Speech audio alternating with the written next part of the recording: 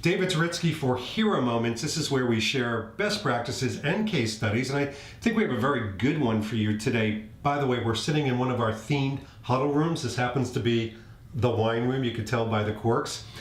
But the case that we're going to be talking about today is a very serious one. It is around vaginal vulvar atrophy, a very debilitating condition. And the product, the hero in this case, potentially, is Estrace. Estrace for Allergan. And Estrace was entering into a very crowded market. So it had, as usual, a lot of noise. But it also had a relatively long heritage as well, and that could be either seen as a negative or a positive. So the first thing that we did when engaged with them to create an experience beyond just the brand itself was to really think about the different characters in the journey and what the challenge was, because this was looking at the women's healthcare franchise, but we knew something about vaginal vulvar atrophy. One of the things that manifests itself is painful intercourse. The viscous property in the lower GI changes over time. And so with VVA, a lot of women have not only a hard time speaking to their doctors, but their spouses, to their friends. So there was a broken dialogue. So the opportunity, though, for all of us was to create a moment, a hero moment, to create a more comfortable dialogue and language to really propel her forward in the treatment of VVA. Well, we jumped right into it and we created a journey map as part of a customer experience audit. And in there, we discovered 3 very significant characters. Obviously, her as the patient.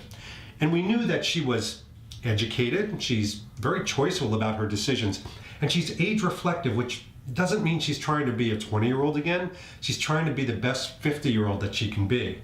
The healthcare professional, as one of the characters, well, whether it was the nurse or the doctor, they were very educated, but interestingly enough, they wanted to be a Sherpa. They wanted to be a motivator in the journey of this woman making decisions and really not having to live with VVA. And a very forgotten character, the sales rep. The sales rep at Allergan was saying, guess what? We're ready to be experiential. We've been spending years, sometimes decades, just being about features and benefits. We're ready to create an experience. But they also had to move the needle. They had to be outcome oriented.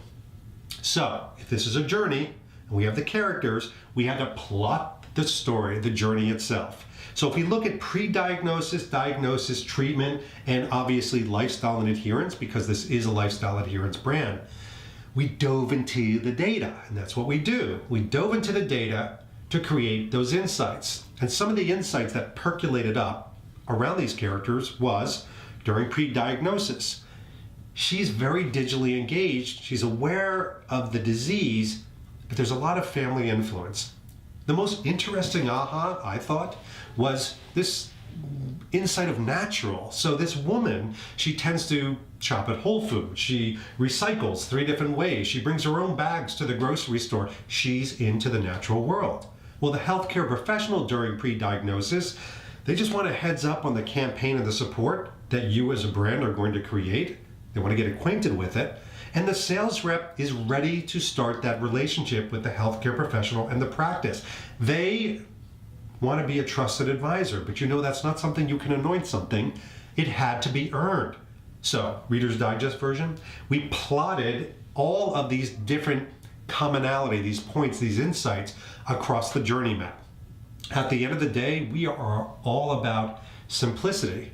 So we took this journey map, we took all those moments of impact, if you will, and we created what we call a strategic brand map. Now I know you've seen strategic maps that are manifestos. They're 180 pages long. Ours, 1 page, 1 slide.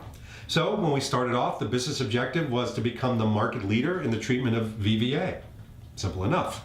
The business strategy had to be reframe the conversation. We didn't get that through traditional ideation. We got that through following the steps of data insight to these particular strategies. The communication objectives that came out of that were short and simple. There weren't 15 of them, there were 3. Change the conversation, heritage and access, and focusing on adherence. Think about these as if you have one more dollar to spend, one more minute of the day to focus as a marketer. These are the things you should be focusing on. The issues, because we've got to be good partners in progress, these are the things that are going to stop you from doing your job. And the strategic imperatives, as desperate as you want to get to the tactics, they're not the tactics yet. The strategic imperatives are compass points that when somebody does raise their hand to a tactic, they should align up to these strategic imperatives. For example, under change the conversation, create simple, comfortable language, of course. And interestingly enough, whether it's change the conversation, heritage, or adherence, the natural approach kept coming up. So we know if we see something with a lot of commonality, we better well focus on it. That's exactly what we did. So let me show you a before and after picture.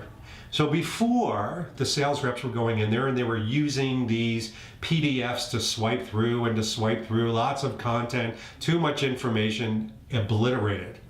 But what we did was we worked with Estrace to create an immersive experience, something where people could pick their own journey. Let's dive into it and show you what this looks like. So with this Estrace experience, the sales rep can choose the journey of interest depending on where the physician or nurse wants to go with the conversation. For example, do they want to hear about treatment?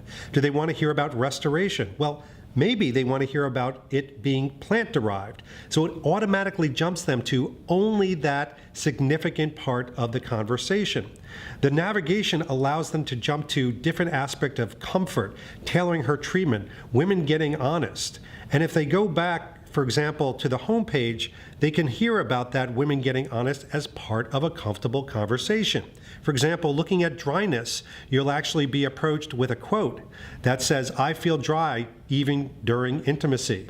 Well, maybe you run into a nurse or a physician that is more focused on the medicine and the healing aspect.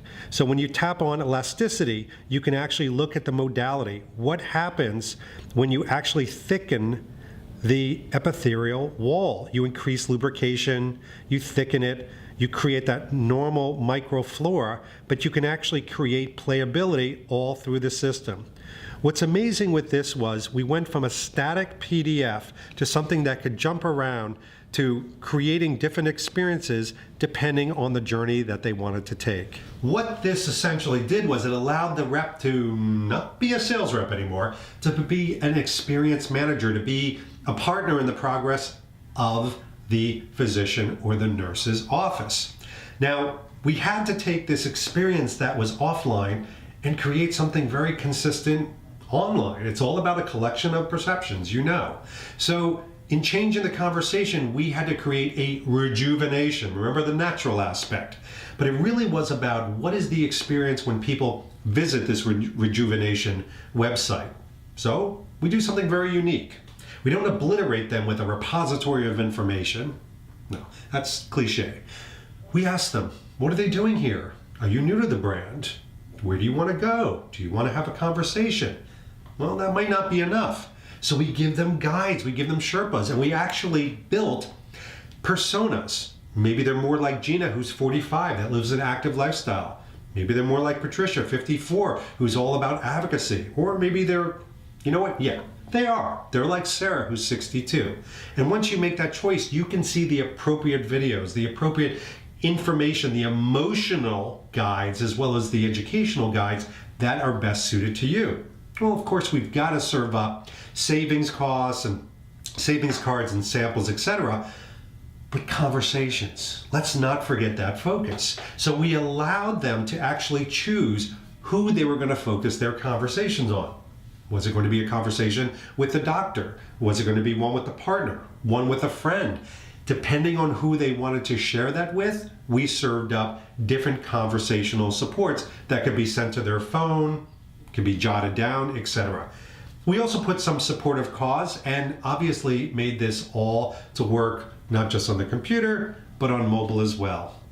Internally at Allergan, where I think this came in very strong, is we mapped out all these experiential moments, not just to the consumer, but to the healthcare professional, as well as the rep, to make sure that everybody internally was socialized how these experiences were being engaging, relevant, and consistent across the way.